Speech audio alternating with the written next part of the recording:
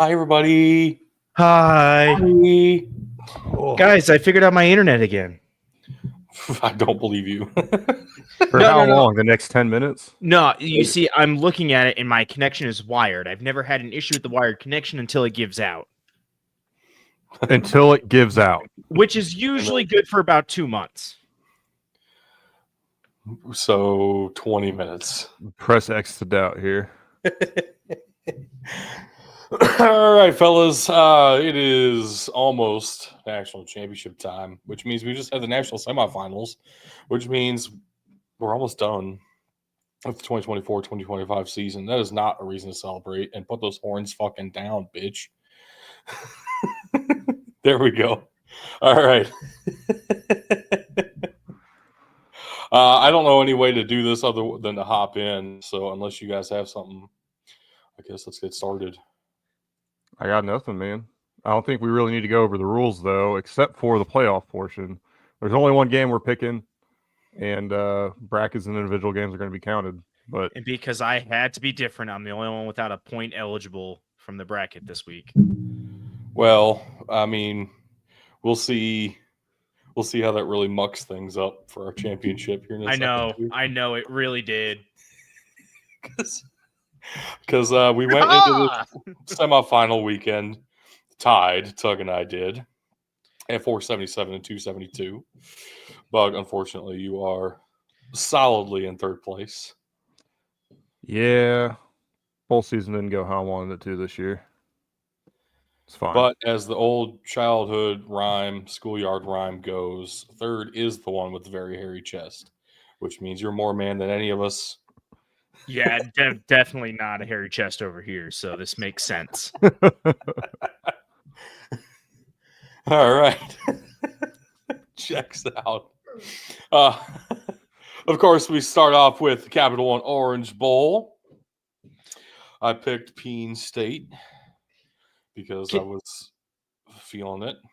Can I go ahead and say that both these games, when we get to the other one, the score is going to look a little bit more spread out than the game actually was. Both of these were fantastic games all the way through. And for a while there, Penn State was up ahead, weren't they? It's 10-0. I was feeling pretty good about some things.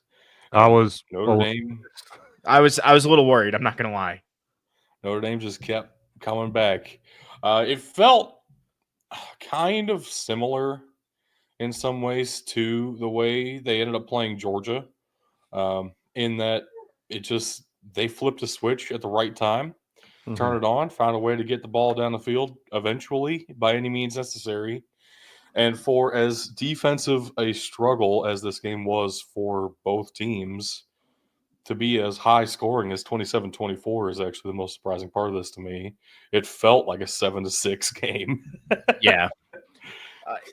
The only thing I gotta caution with Notre Dame is they cannot try that tactic going into the national championship game.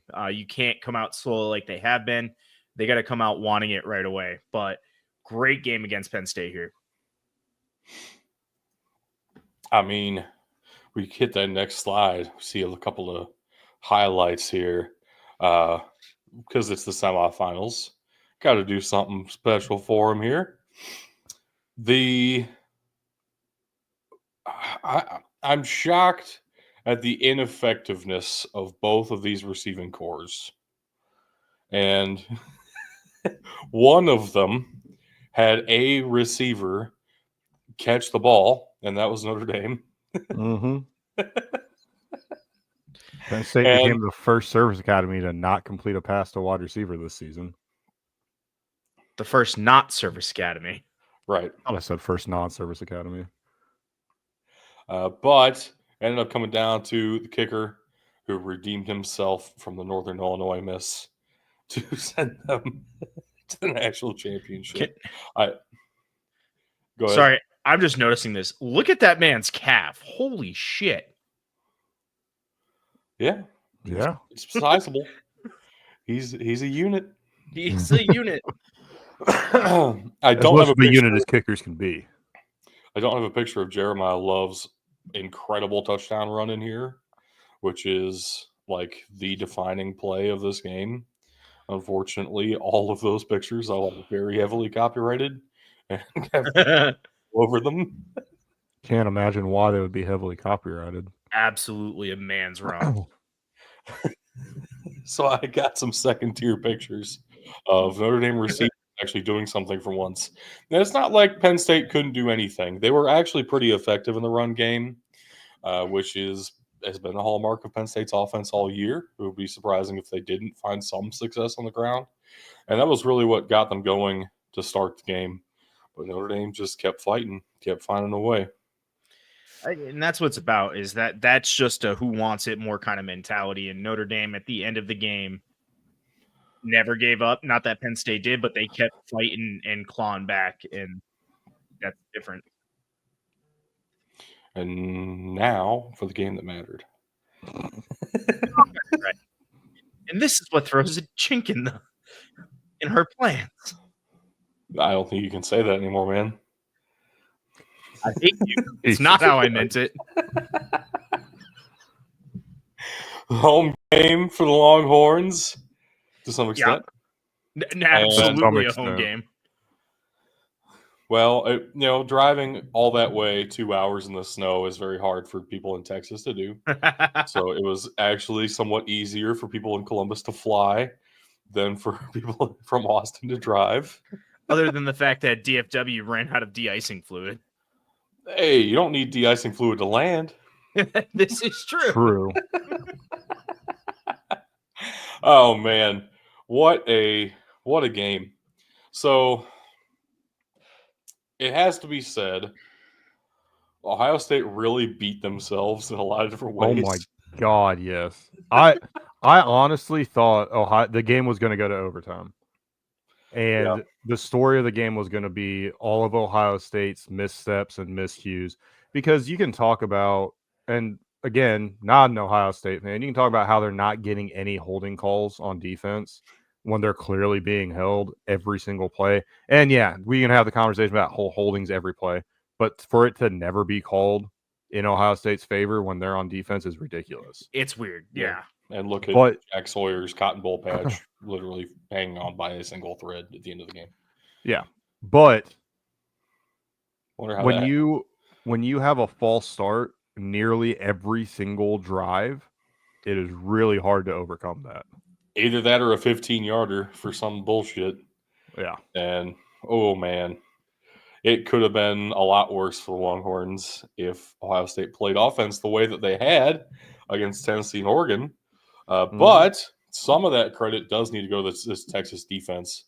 They really shut down Jeremiah Smith. I saw some speculation that Jeremiah Smith was dealing with an injury, not like a severe one by any means. He was obviously still in the field.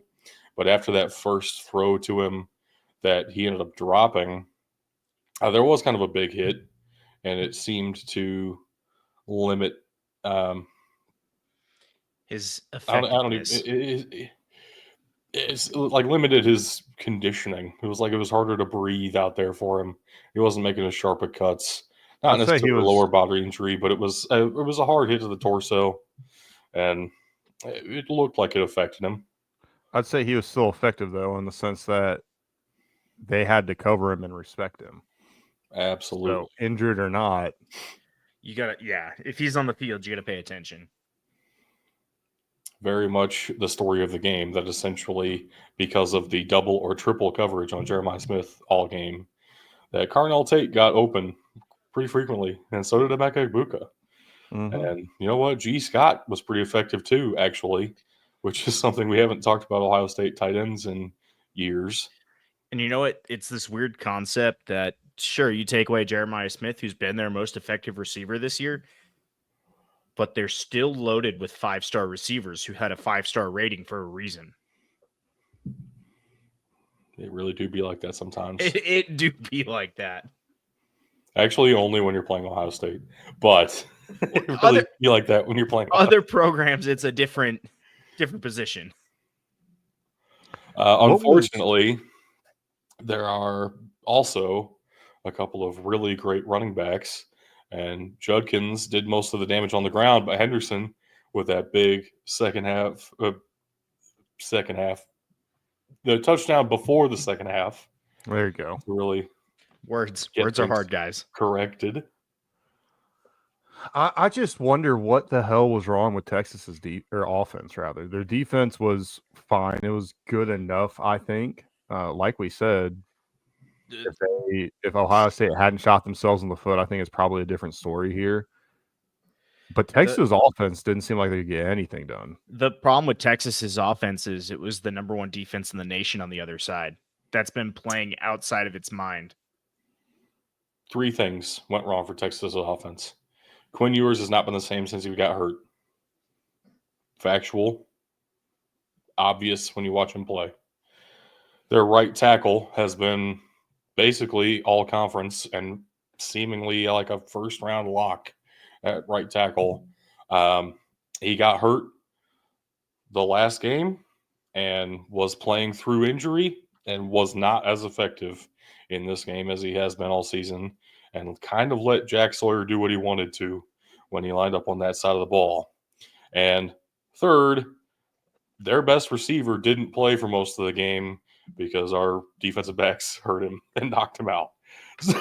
So it's kind of,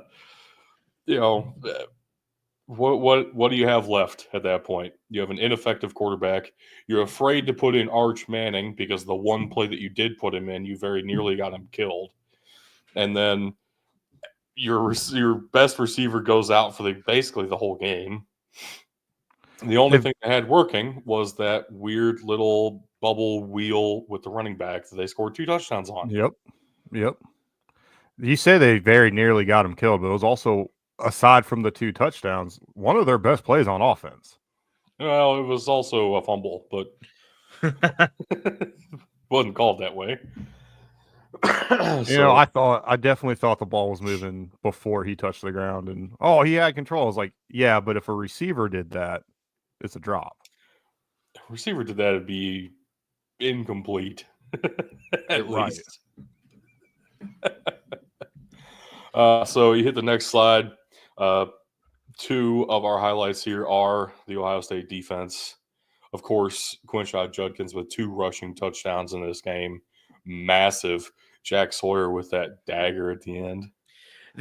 And that really is the difference in the game. Like I said, this game's a lot closer than it shows on paper.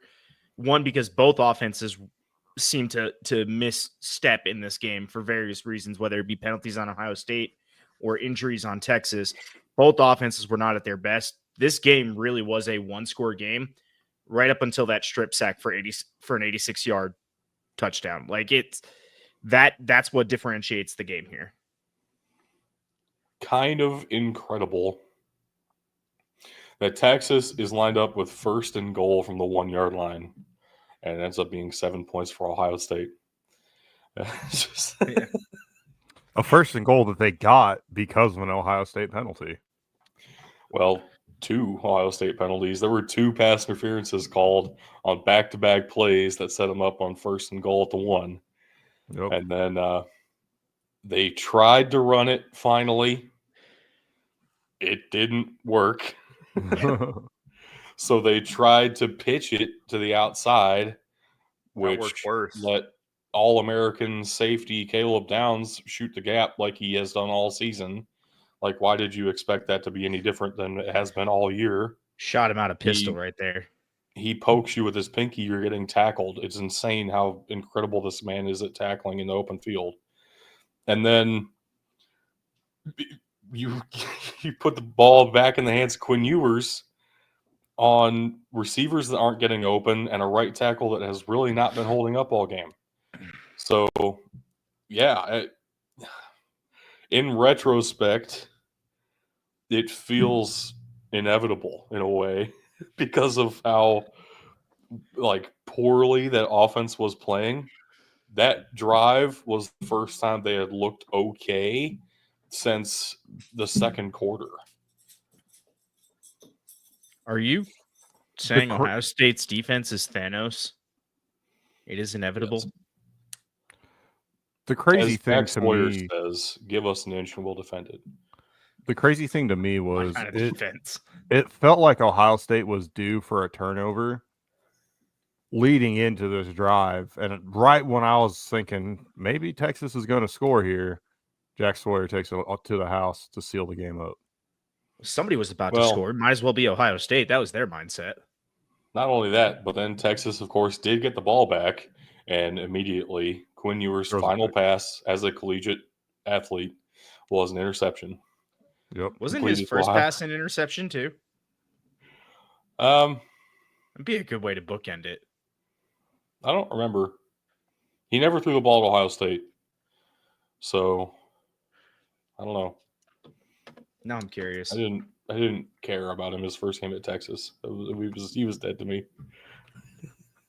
And he is again. So we did have our bracket picks. Of course, all of us are going to be 1-1 this week on the brackets because we had Ohio State winning the Cotton Bowl and then somebody else winning the Orange Bowl. For Bug and I both, it was Georgia. We didn't even have Notre Dame making it to the Orange Bowl. Or Penn State.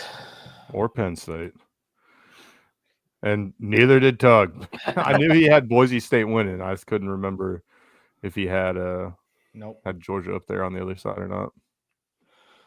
Nope.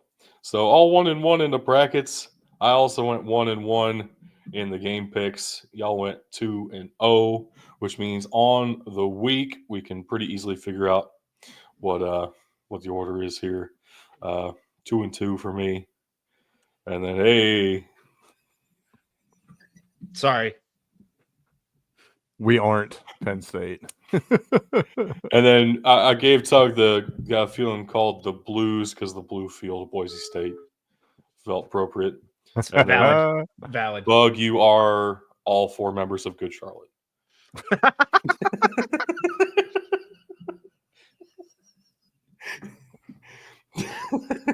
Why does that feel fitting though? Fuck. It's his favorite band. It has to be up there. True. He's also here, so he won't get fined. Yes. So that does mean now, Tug, you have a 1-point lead in the BDT championship. But this is the problem. But I picked Ohio State in the bracket. You picked Boise State. So you're automatically 0-1 with the bracket. I'm 1-0 with the bracket if Ohio State wins. If we both pick Ohio State here, it's a tie. Or even if we both pick Notre Dame, no matter what happens, it's a tie. I think it's going to be a tie. What a way, though. And then there's me. Yeah, there's you. You tried, man. You tried. I tried. It was good. But now, all the marbles are on the table. Oh, man. It has been a long road to get to a expanded playoff bracket. Ohio State, Alabama, Clemson, LSU. Got somebody different in there. Oh, fuck, Alabama. Georgia,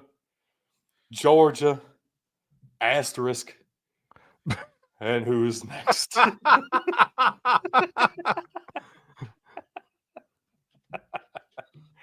10 years of a 4-team playoff. And in the first year of the 12-team playoff, we have one of the biggest matchups of all time in Ohio State, Notre Dame. Look, I hate to say it, and Doug, I apologize for saying it, but we got to recognize the elephant in the room. No matter who wins, every other collegiate fan base around America loses, because one thing that is consistent is everybody who's not an Ohio State fans finds them absolutely annoying, and everybody who's not a Notre Dame fan finds them equally as annoying. So no matter who wins this, we as a nation probably lose a little bit. Here's my argument for why everyone should want Ohio State to win. If Notre Dame wins, you have to listen to Lou fucking Holtz run his fucking mouth for the rest of his life. This will shut him the fuck up, finally. That's the goal. Thank you for proving my point, though. Because everyone else is going to say, if Ohio State wins, we're going to have to listen to them yell "V" for the next 364 days. It doesn't matter because we already had to listen to Nick Saban bitch about how Alabama and the SEC needed more teams in the 12-team playoff. And you'll notice there's no SEC teams. I do want to point out, though, the SEC didn't win the first or the last 12-team playoff. And they won more of them than any other conference in the middle there. So just throwing that one out there. I'm sure there's going to be changes to the playoff. I don't know. I'm going to agree with all of them, and I'm sure we'll talk about them at some point. But I'm just saying, if Ohio State wins this one, I might jump on the train that Ohio State will not win another national championship until they change the format again. Because that seems to be their expanding it in like 2 years, so I'll take it. Perfect. So ratings were nuts. That's what they're telling me. Before we move on, of these 10 teams, which one was the best? The knee-jerk reaction, I think, for a lot of folks is going to be LSU. Yeah, naturally. And I do believe that's the best offense in here. It is not the best defense. That would probably be 2021, 22 Georgia. Right. Which means I don't actually know who the best overall team is. Yeah, and if we put all of these in a field together, like legitimately that year of that team in one bracket, it'd be very hard for me to bet against that 17-18 Alabama team. Are we bringing back bracket time? Not today. Interesting thought experiment. Look, this one's really hard for me because even when you look at this, if I'm not mistaken, not a single one of those teams went undefeated and got the title. They all had a misstep somewhere in the season. You are very wrong about that, sir. Who were the undefeated teams? Well, for one, Michigan last year. Yeah, and LSU, and one of the Georgias, and one of the Clemsons, and one of the Alabamas. I thought everyone had. I thought we were at a point where a lot of these teams were catching one because I know most of these had one loss somewhere, or at least half. But even based on what you guys just said, at least half. I mean, most famously, Ohio State lost to Virginia Tech and still won the title. Yeah. Other than that, nobody had that surprising of a loss, if they had a loss at all.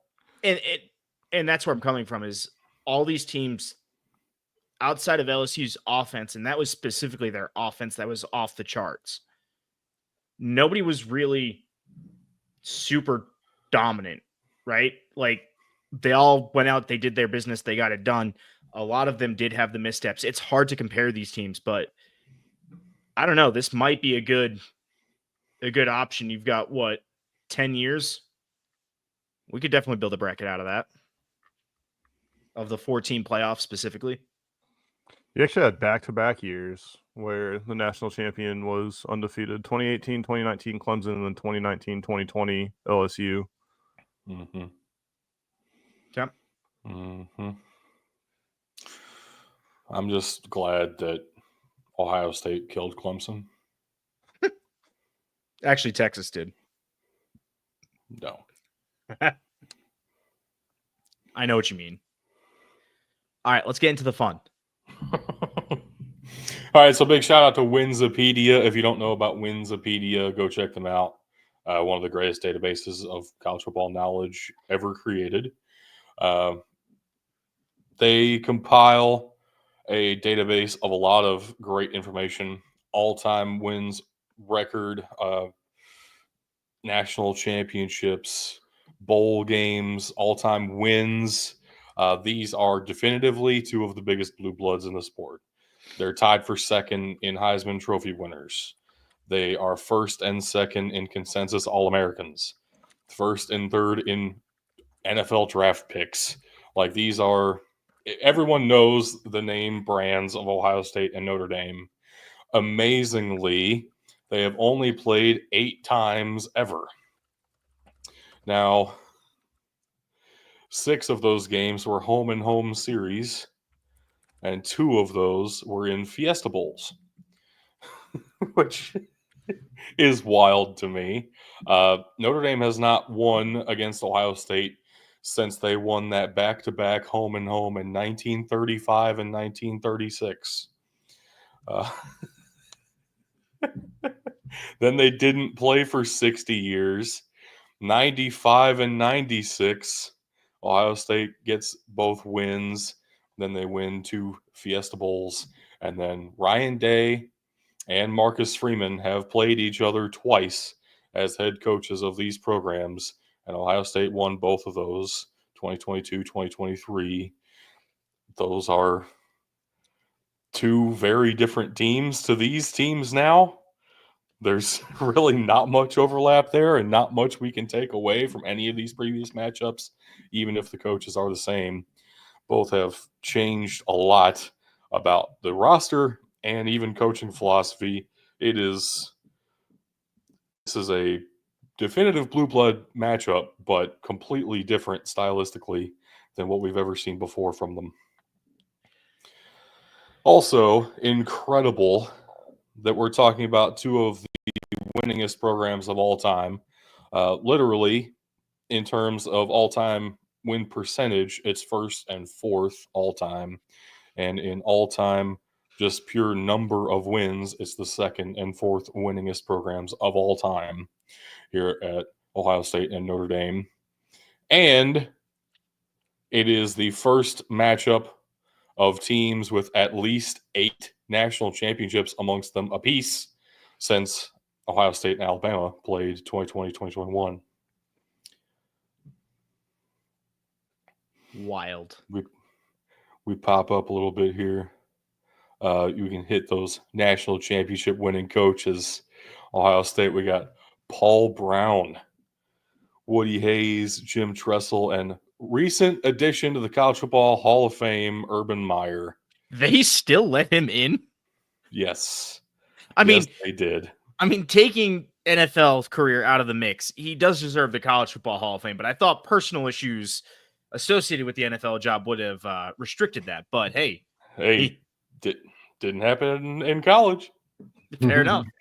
And yes, that is the same Paul Brown that founded both the Cleveland Browns and the Cincinnati Bengals after he won a national championship at Ohio State. Fuck yeah. And on the Notre Dame side, we have the likes of all-time legends. If you want to hit that shit. Newt Rockne, Frank Leahy, Ara Parsegian, Dan Devine, and Pooh Holtz. Oh, dude, come on. At least I know he's annoying, but at least put some respect on the name. He took a shit on Ohio State this week, dude. I'm not fucking giving him any respect. He doesn't. I get it. Pooh Holtz is deserving. Yeah. That's appropriate right now. The one stat I would like to highlight is that Notre Dame is not in last for least amount of conference championships. They're tied for 100. I know. They're tied for last, but yeah. Incredibly, they have the same number of ACC championships as Miami. Correct.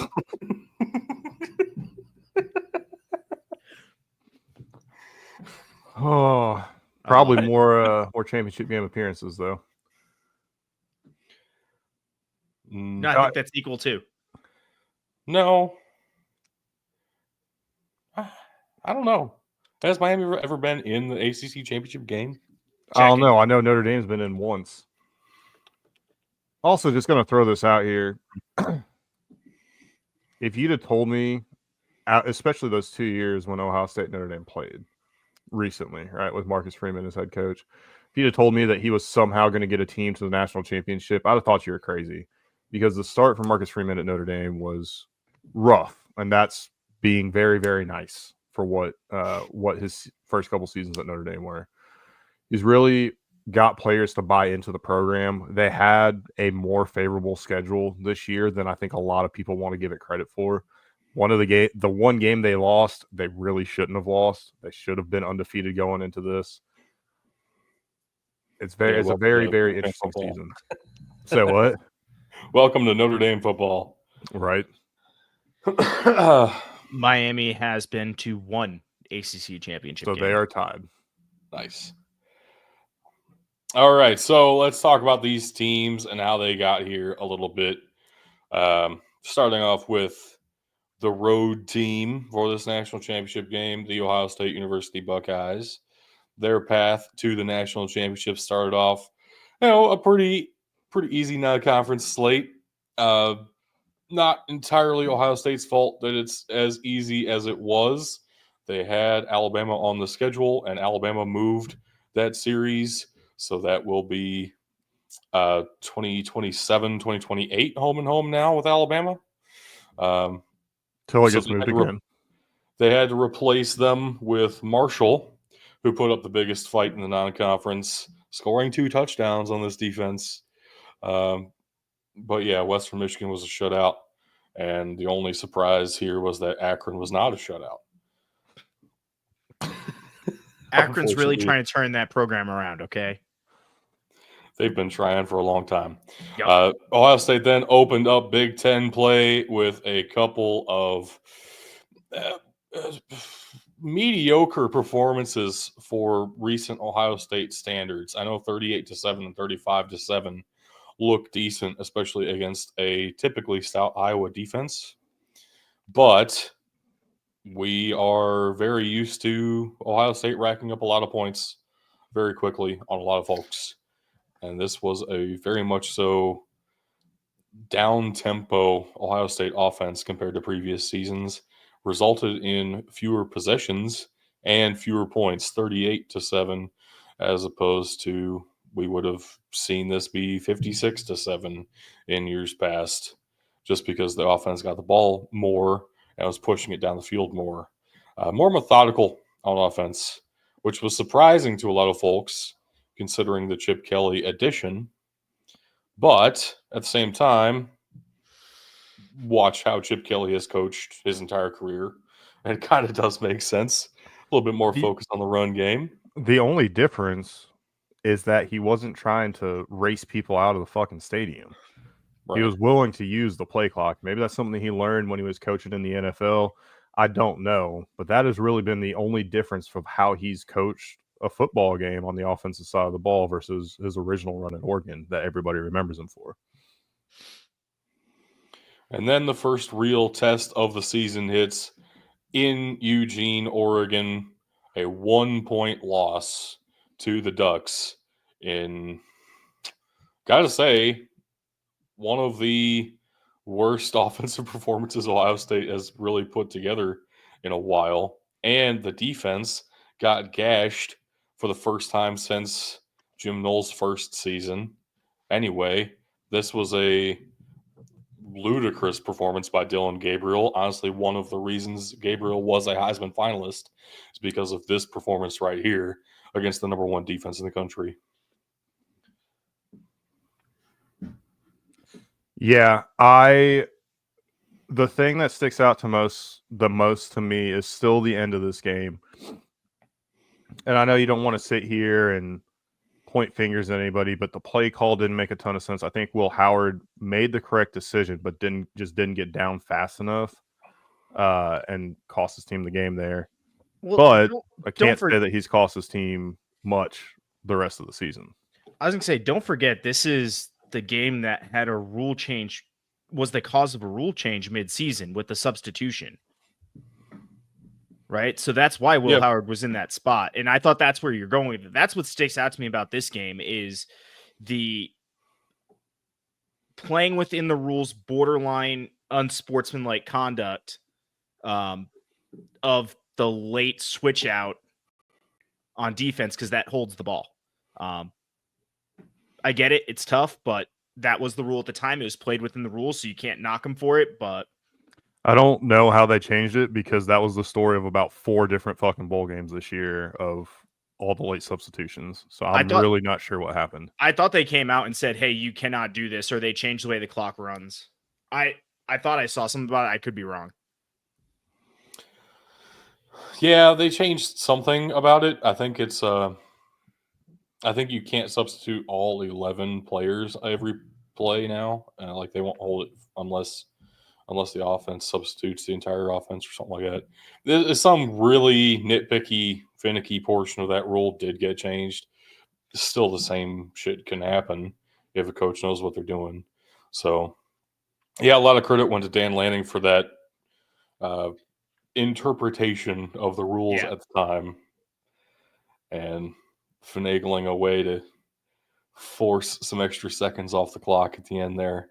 I still think Will Howard was down with 1 second on the clock, but even if that were the case, I don't trust Jaden Fielding to make that field goal. So it is what it is. They turn around and get a home game against the Cornhuskers and freshman Dylan Raiola at quarterback. This game was a lot closer than people expected. I fully believe it's because of the way that loss went down at Oregon. They come home and wow, shit really got real for this Ohio State team against Nebraska, where they realized we still have a season in front of us, and if we don't get our shit together, Nebraska can still whoop our ass.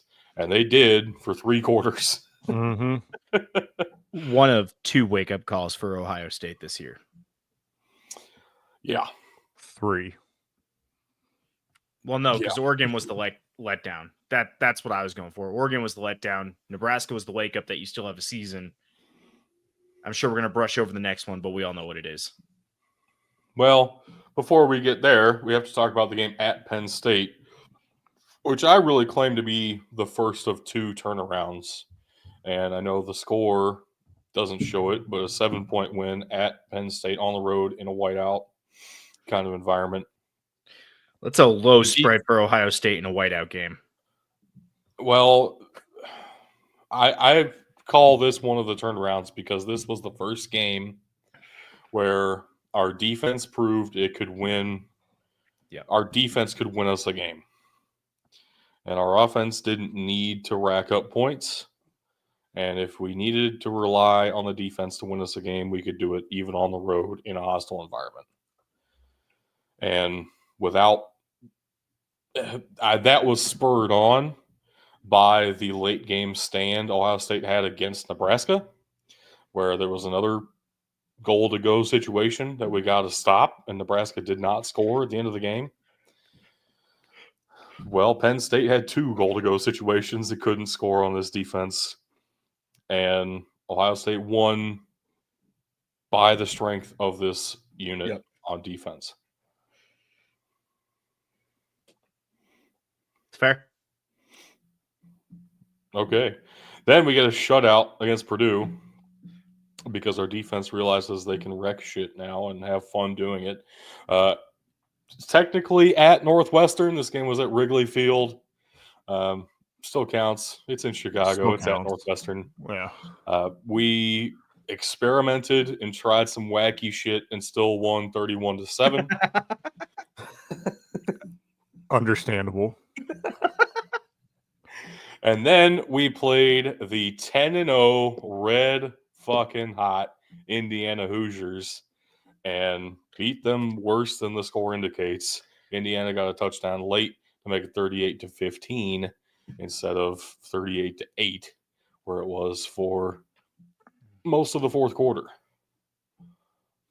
That was Indiana's first wake-up call that maybe they weren't as strong as they thought they were. Yeah, I think everybody in Indiana realized that to some extent. Like, we're not just going to beat Ohio State, right? They had the hope, and by the end of the first half, they were like, "Yeah, okay, this is what I expected." Well, the first quarter, it was a fucking game, and then it was like not a game. Ohio State started pulling away, and yeah, this felt about right. 38-15 feels about right at the end of it. But that first quarter was tough. And I remember both you and I, Bug, talking about how, damn, this Hoosiers team is like pretty decent. They're legit. And I mean, yeah, 38-15. Ohio State really was in control of this game after that first quarter. Indiana got some garbage time points there. I wonder how different this game would have been had it been played at Memorial Stadium in Bloomington. I still think Ohio State probably wins. I still think they probably win. They probably score 38 points again. But I wonder if Indiana would have had a little bit more behind them. Definitely the biggest moment that they had all season. They got to play Michigan at home. They got to play Washington at home. They got to play Nebraska at home. They didn't have any tough games on the road this year, except for this Ohio State game. And then, of course, their game against Notre Dame in the college football playoff, which we'll talk about that here in a little bit, I'm sure. Well, while you bring that up, I guess I'll go ahead and say it now. The only 2 games that Indiana lost all season are to the 2 teams playing for a national championship now. Yep. Yeah. Pretty fucking wild. So after that turnaround, after the wake-up calls against, yes, Oregon, but really it feels like the wake-up call happened in the fourth quarter against Nebraska.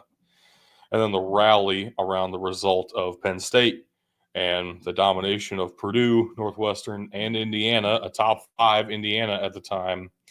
Ohio State was a 26-point favorite against their rival, the team up north. I was at this game.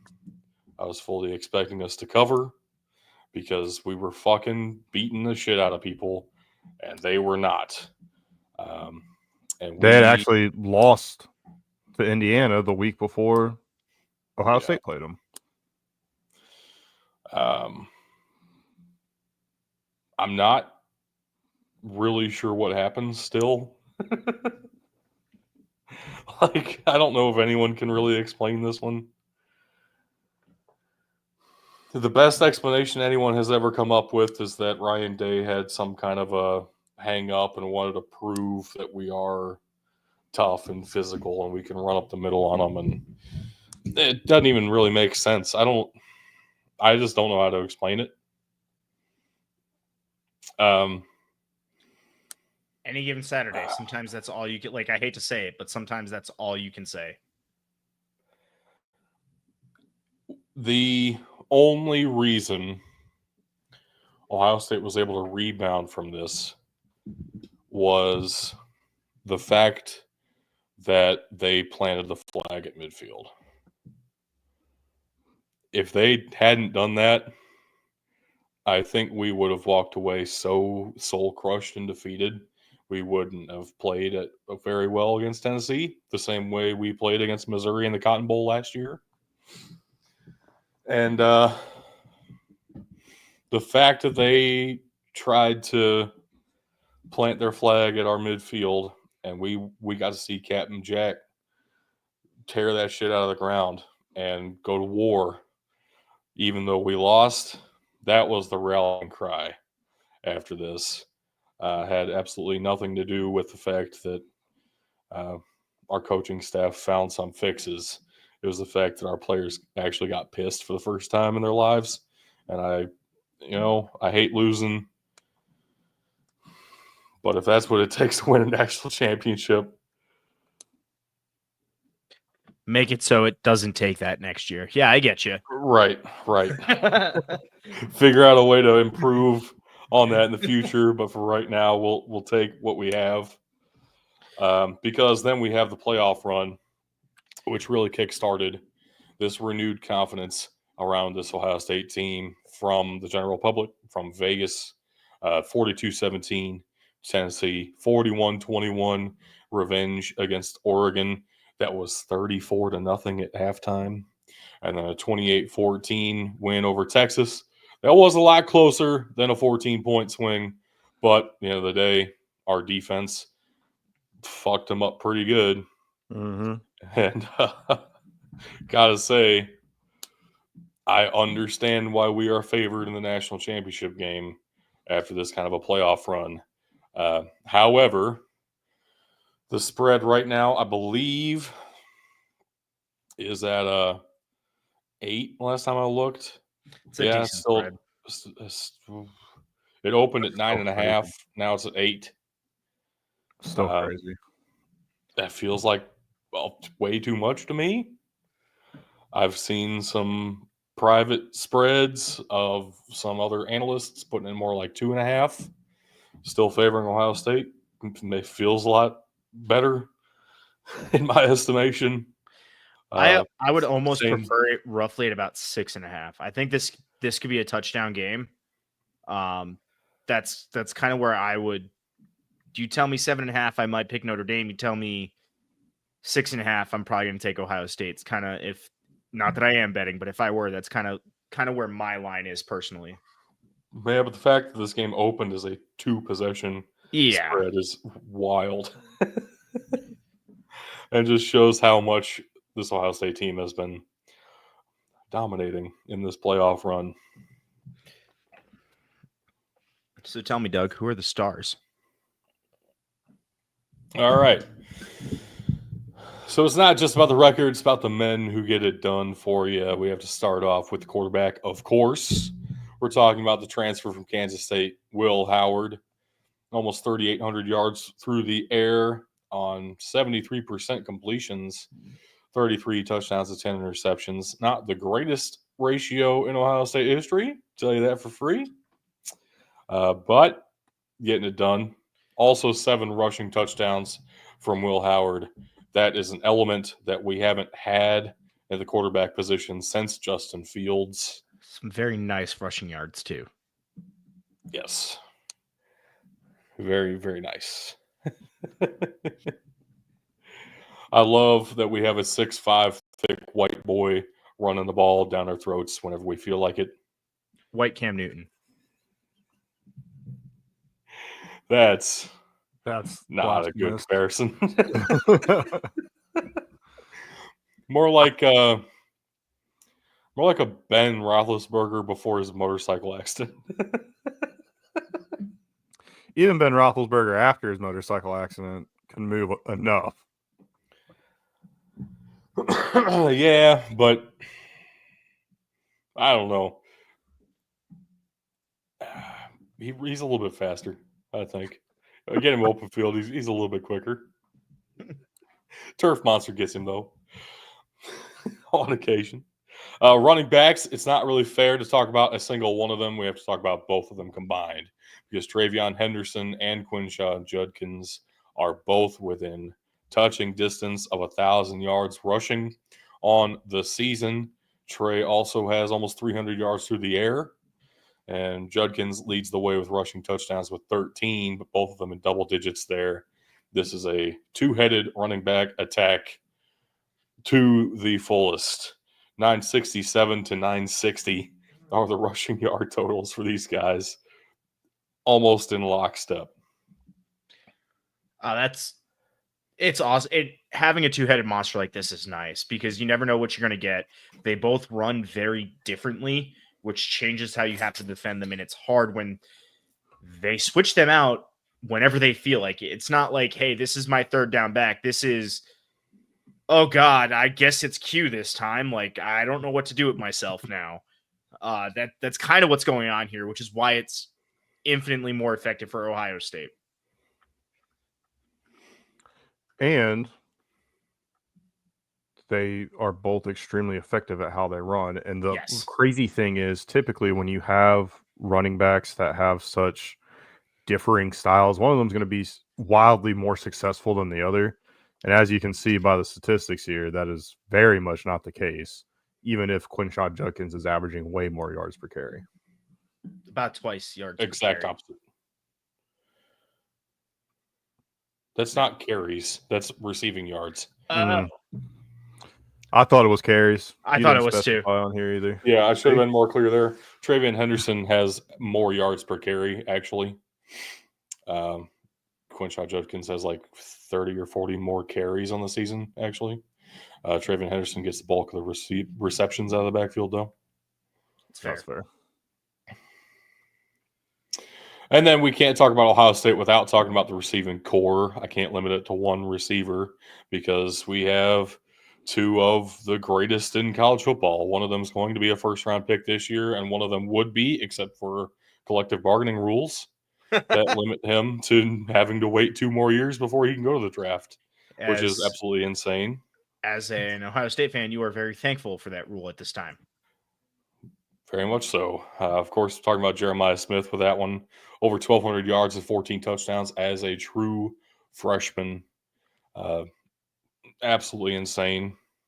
Has every Ohio State true freshman record at receiver, breaking Chris Carter's marks for yards and touchdowns. I know we're talking about the players here on the field, but can we talk about how Brian Hartline has to go the College Football Hall of Fame at some point for the work he's doing with the receivers at Ohio State? We don't talk about him because if other fan bases know about him, they'll want him. Fair enough. All right, fair. Our other reliable target out there is Emeka Egbuka. Just the definition of a slot receiver in the NFL. He gets to play outside for us because he's really good at that too.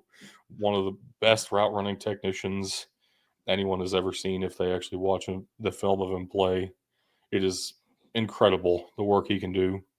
Almost 1,000 yards on the season for him, 10 touchdowns through the air for Egbuka.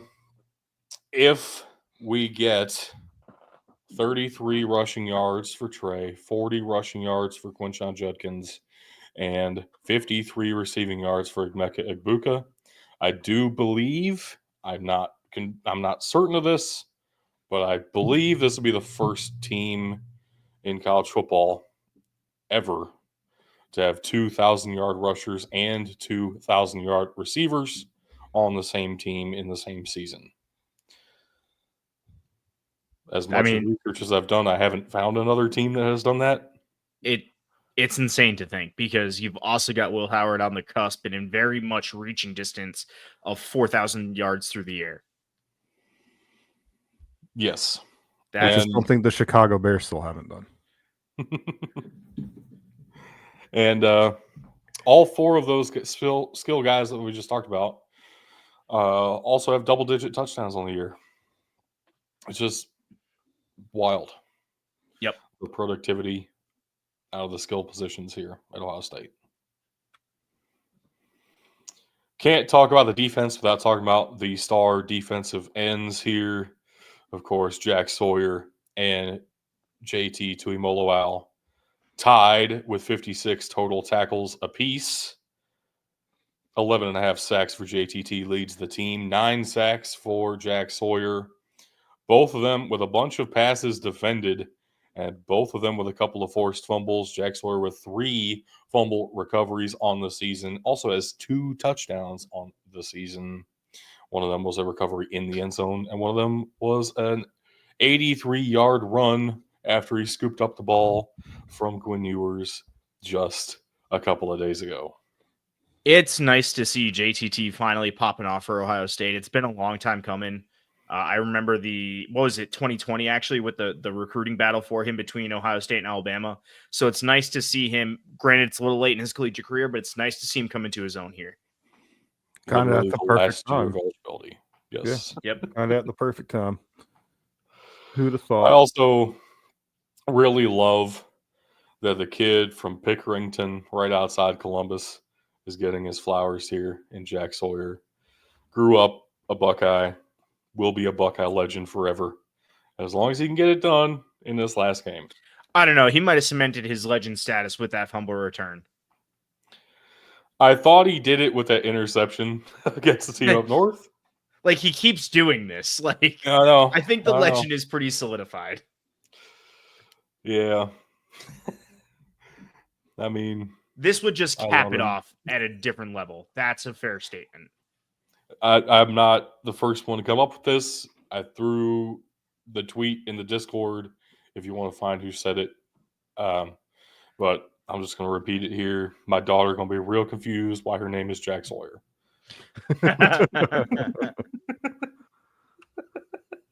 It's fair. And for one of the blue blood matchups of all time here, we get a very classic blue blood uniform combination here. Ohio State will be wearing the white jerseys. Now, you might be asking, why am I showing you a picture of Justin Fields in the white jersey and not anyone else? That little picture down there is a very nice hint. These are different sleeves than we normally wear with our white uniform combination. This is our heritage throwback white jersey with those gray and scarlet stripes on the sleeves alternating like that. I personally am a huge fan of these sleeves. I wish we would wear them all the time, Same. but I also kind of like that we reserve them for championship games. Does feel pretty cool. It's cool. It's just like how we're going to talk about Notre Dame's uniforms, but they don't put last names on the jerseys until the playoffs, until the bowl games. So very cool that Ohio State has something like this as well. I did not realize that was the only time they wore the heritage stripe jerseys. Trust me, there have been many a fan calling for them to wear them all the time, me included. I love these stripes. Yep. And I part of me really hates that we have black stripes on the sleeves all the time. Like, we are not the scarlet, gray, and black. We are the scarlet and gray. Mm-hmm. But Doug loves these sleeves so much he's wearing it on his hat. Yeah. Yep. The old helmet hat. Love it. Beautiful. But it ain't just Ohio State playing in this game. It's also the Fighting Irish of Notre Dame, of course. We got to talk about how they got here as well. Started off the season with an SEC battle down there at Kyle Field. Texas A&M came into the season with a whole bunch of hype because, of course, they did. And then Notre Dame went into their house and beat them 23-13. Everybody started saying, whoa, all these teams are overrated. Everybody hold their horses. And to Texas A&M's credit, I said Notre Dame had a fairly easy schedule, pretty much like they always do. And it looks good on paper if you don't really know what was going on.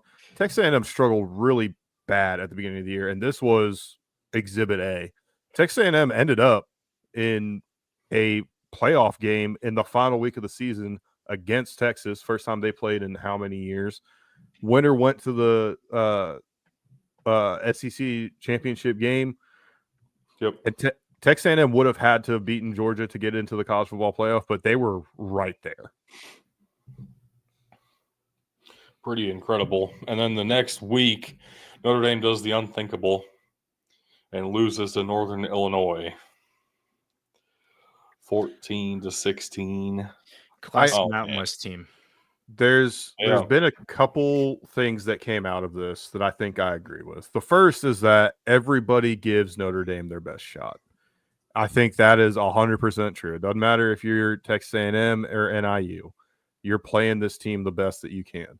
The second thing is there's no real atmosphere at Notre Dame Stadium. It is historic. It's got an aura to it, but the fans are just there.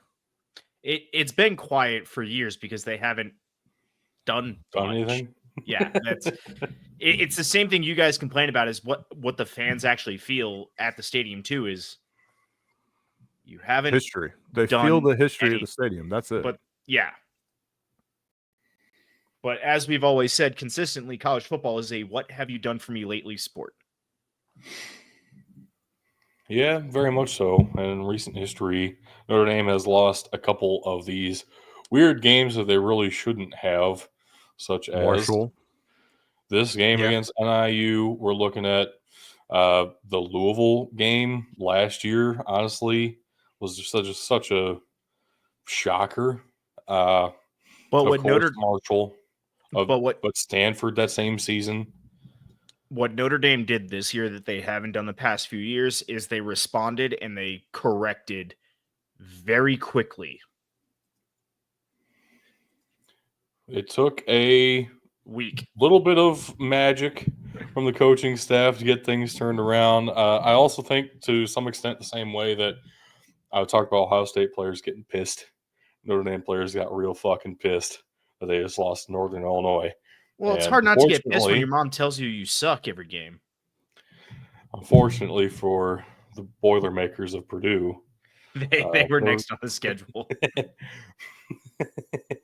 That was bad. 56-7 against Purdue, and then they turn around. Which doesn't happen in West Lafayette. That does not happen in West Lafayette. I don't care what anybody says. It did. Actually, It did. No, it did. But that usually does not happen in West Lafayette. And then Notre Dame played their second MAC team of the season. Same way Ohio State played 2 MAC teams. Notre Dame also played 2 MAC teams. This one, though, was the eventual MAC runners-up, and Notre Dame still beat them 28-3.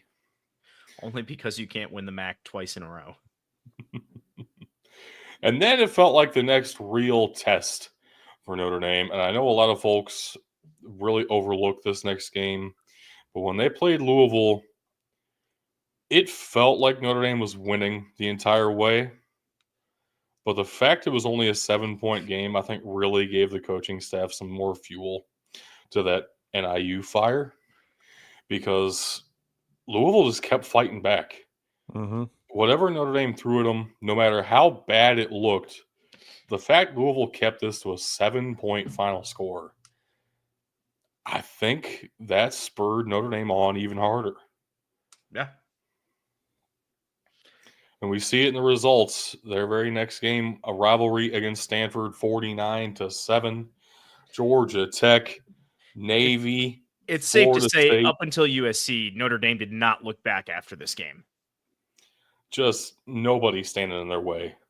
I actually thought Virginia might pose a little bit of a threat to them because Virginia was playing sneakily pretty decent at certain points this season. 35-14, never really in doubt.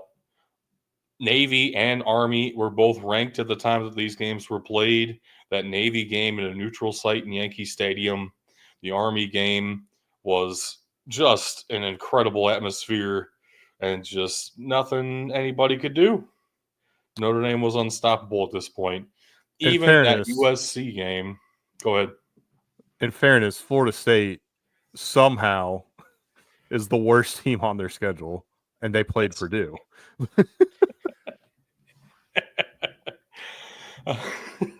Valid. Man, that is only team in the FBS not to score 21 points in a game. It's just fucking wild, man. And their coach still has a job, as far as I know. Yeah, he's not been fired. He's going to be there for a while because his buyout is fucking expensive. That didn't stop A&M from firing Jimbo. A&M has oil money. I don't think the Seminole Nation cares that much about football. Hey, and Florida State tried to get Saudi money, and it got turned down. So they ain't got no money. They ain't got no firing money. So that final game of the regular season, the rivalry game at USC, ended up being their next closest game after that. Louisville just should have been way more out of reach than it was game, 31-24. We get down to USC. This is 14-all at half, and USC's keeping things pretty close. Notre Dame turns it on in that third quarter. As we've seen them do as of late, they just kind of figure something out. Also helped a lot that in the fourth quarter, Notre Dame had a 99-yard and a 100-yard interception return touchdown, back-to-back drives. I love 3 points. USC gave away this game to Notre Dame. I know it's going to be hard for some Irish fans to hear. USC was the better team in this one. You know it's true. USC really should have won this game. And guns are illegal in California, but USC had a double-barrel shotgun in each hand pointed at their fucking foot. Same foot or both feet? Yes. It's true. It's a double barrel. You're going to hit both. My bad. Jaden Mayava had 360 yards, 3 touchdowns, 2 picks in that game. Just, wow. So then we have the playoff run here. Again, one of 2 teams to beat Indiana all season. Closer game than their game against Georgia, 23-10 over the Bulldogs in the Sugar Bowl. I think would Connor Beck have changed that game? I don't think so, but Carson Beck, whatever. He plays for the U now, so he's washed up. Like Cam Ward, right? He was an exception. I don't.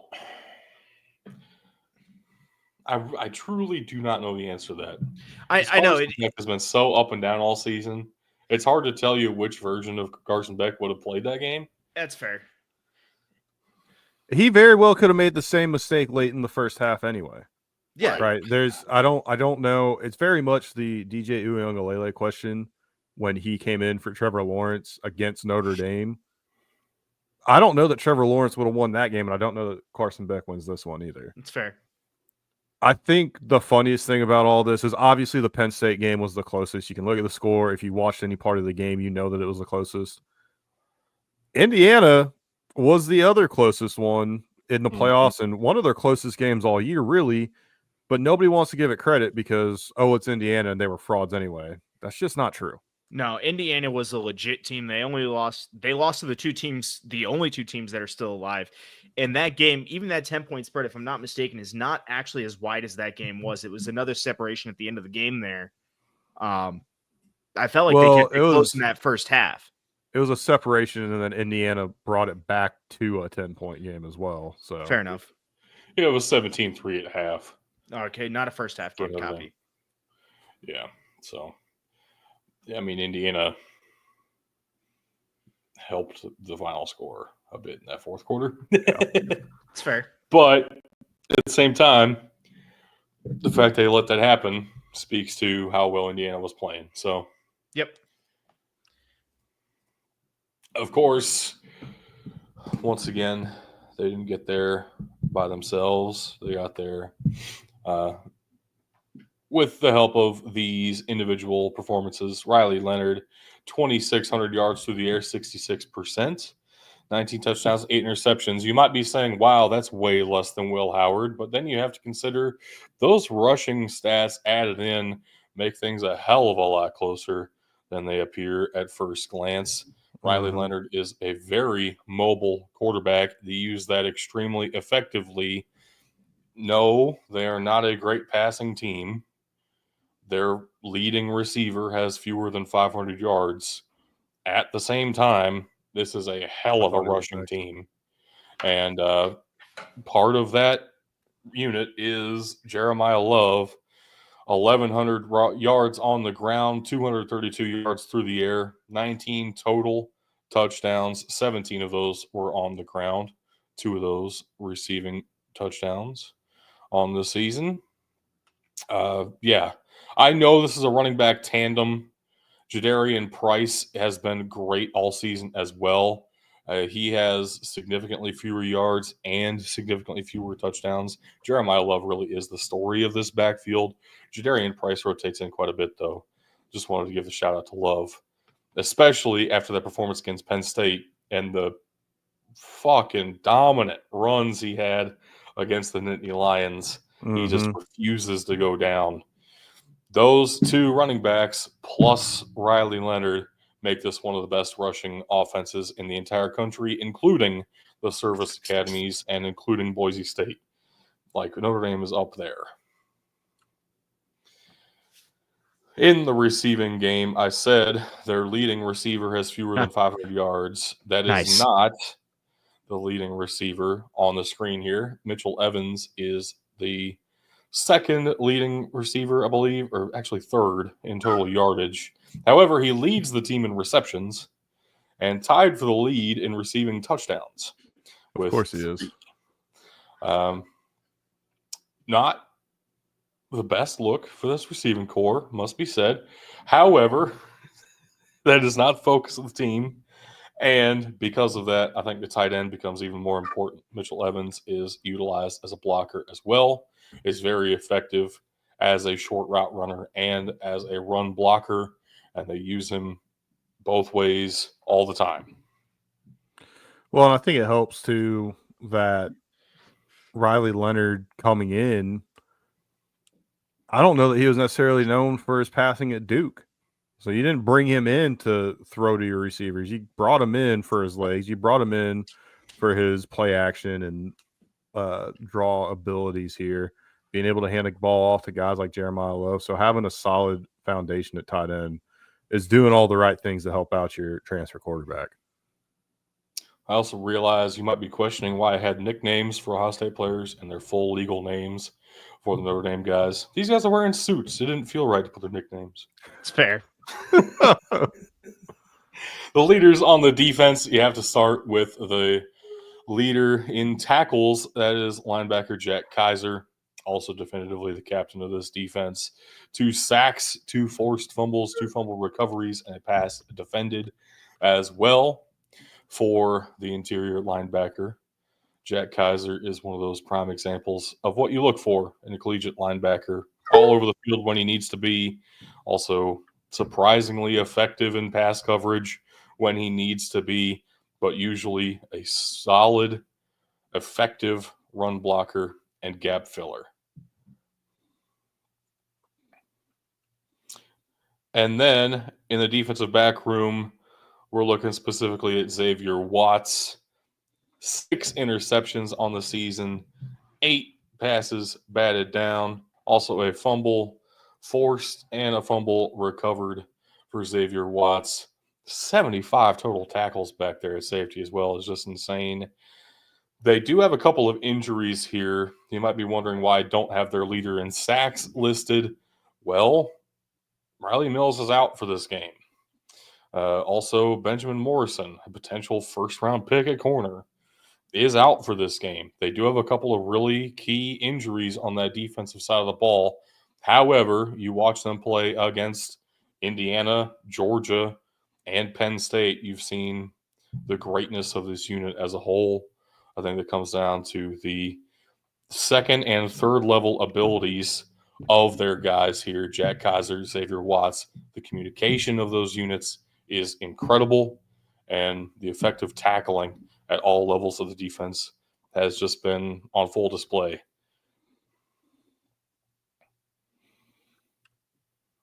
Love it when I say it so well that nobody has anything to add. It's very nice. Yep. You're killing it. And, of course, the classic Notre Dame uniform for the playoff here. Gold on blue on gold. Love to see it. With the gold names on the back as well, as we already mentioned. Which takes us to our game picks for the 2025 National Championship in Mercedes-Benz Stadium, Atlanta, Georgia, this coming Monday. I guess I'm starting us off. I went back and forth with this a lot, actually. And I do think both teams have definitive strengths. Obviously, Notre Dame on the ground.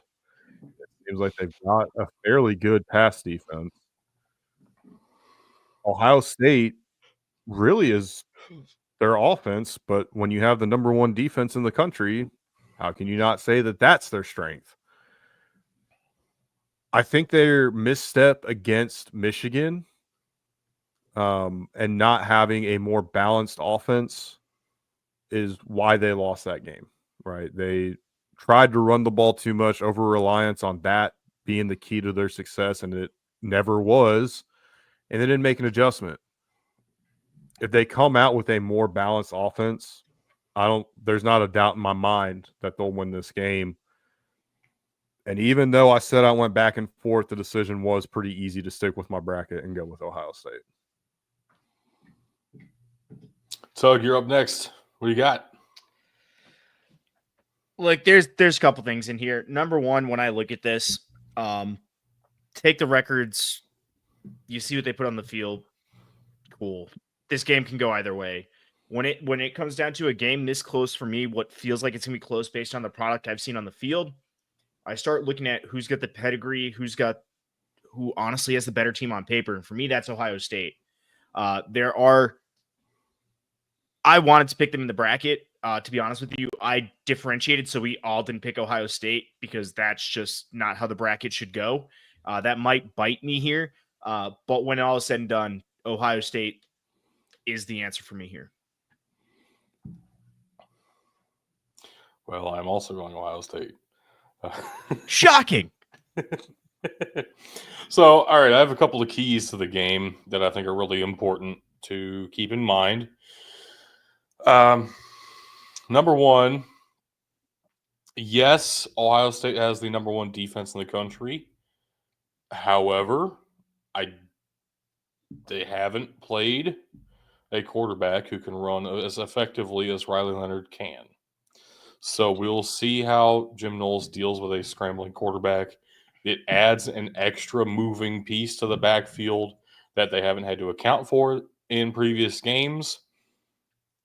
That inherently changes some things about the way your scheme has to work. You can't rely on a nickel look the entire game, which we usually do. So I don't know exactly what that's going to look like. I think we can handle it. I believe Ohio State has the personnel to effectively shut that down. But until they prove it, that is the key. If Notre Dame can run the ball effectively from the quarterback position, this game's wide open for the Irish. But at the same time, looking at Notre Dame's defense, they've only played really one effective passing offense. And that was a USC team that threw for over 350 yards.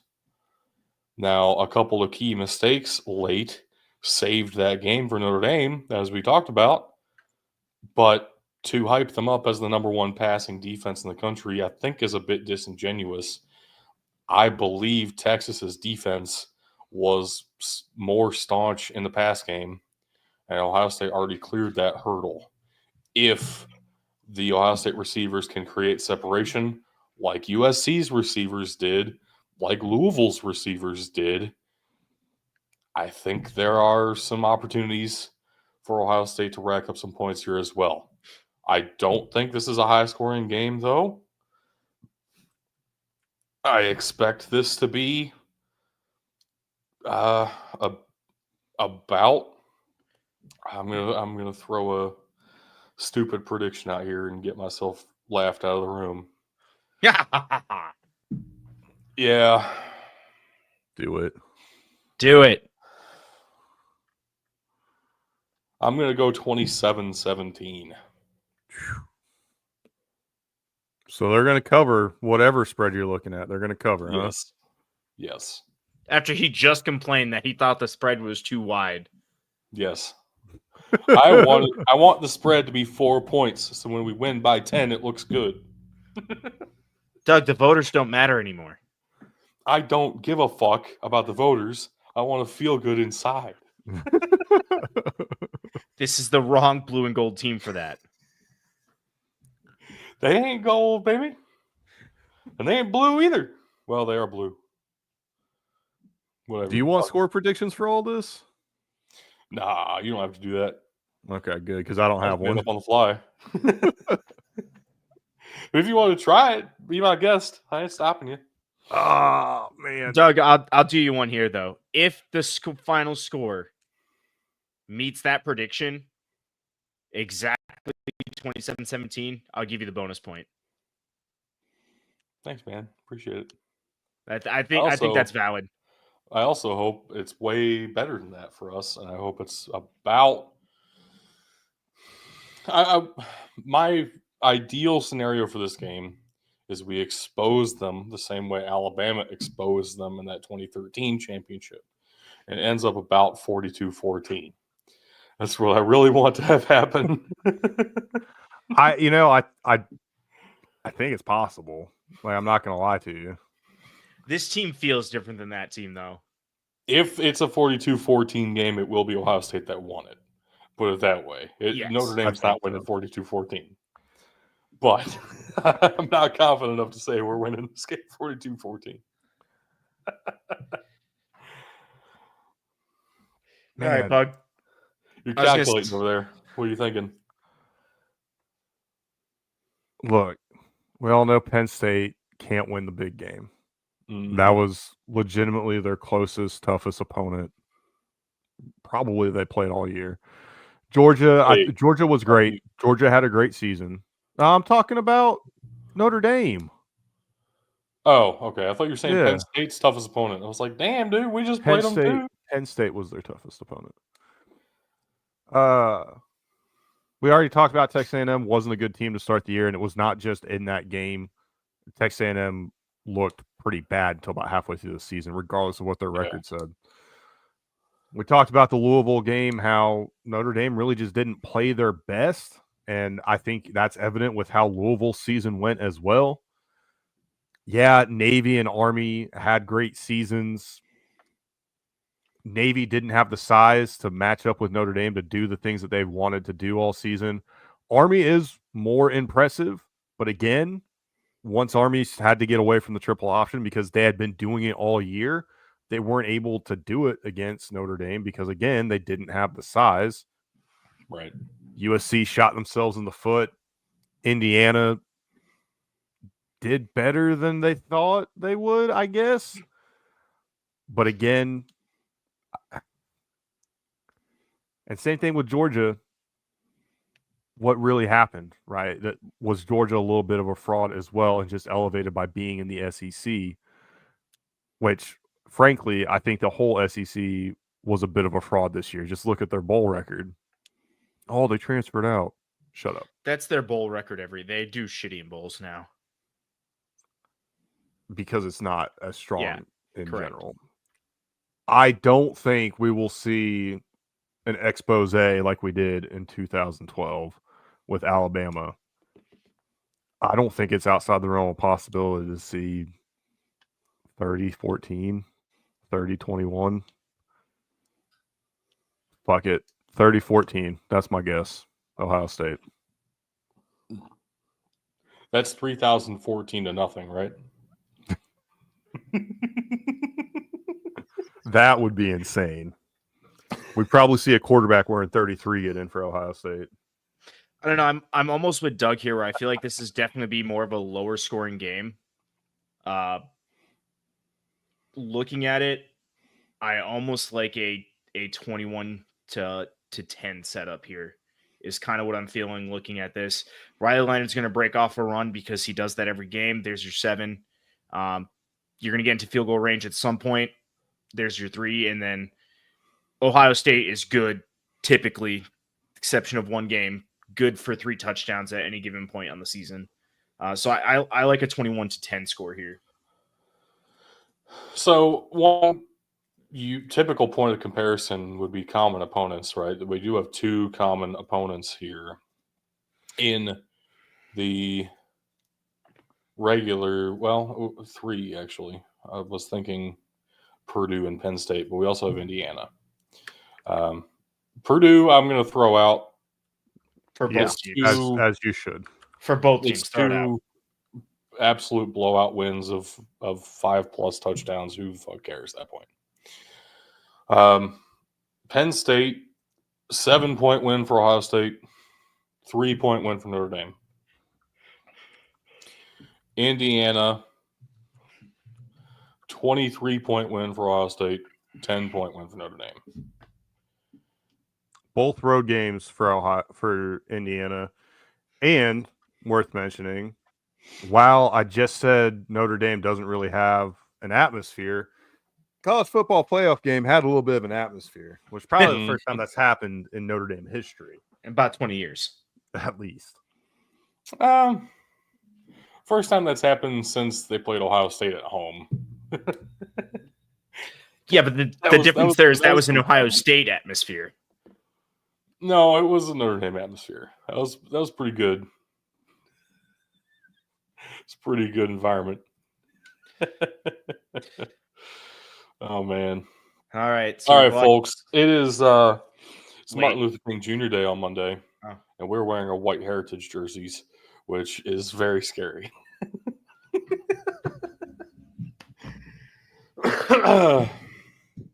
Oh, and that's my final thought for the show. Thank you for listening, folks. I just want to say that this season in the 12-team playoffs. Don't talk about 12-team playoffs. It's been amazing. But every second of it, we really haven't had a letdown game past the first round.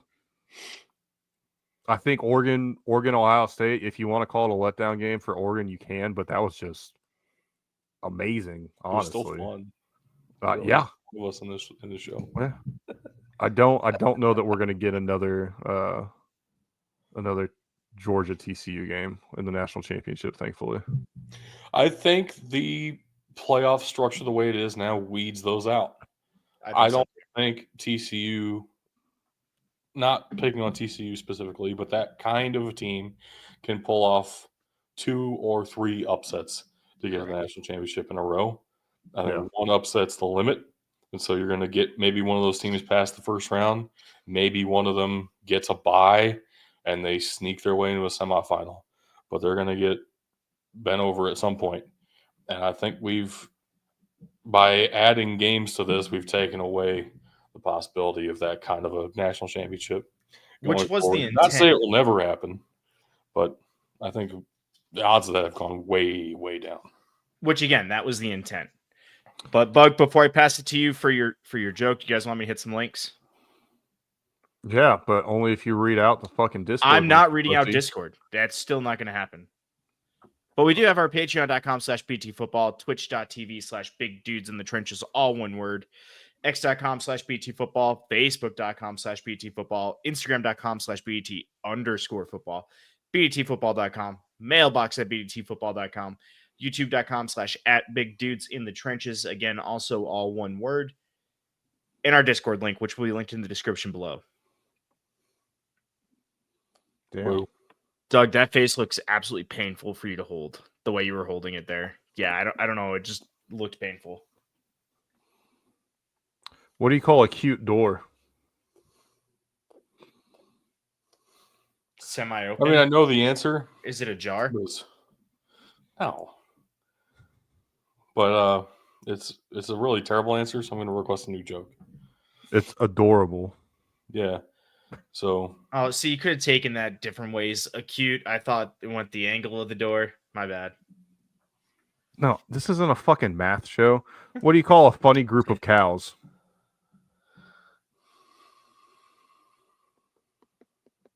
I mean, I have an idea. Comedians? No. These are Okay. dad jokes, not 5-year-old jokes.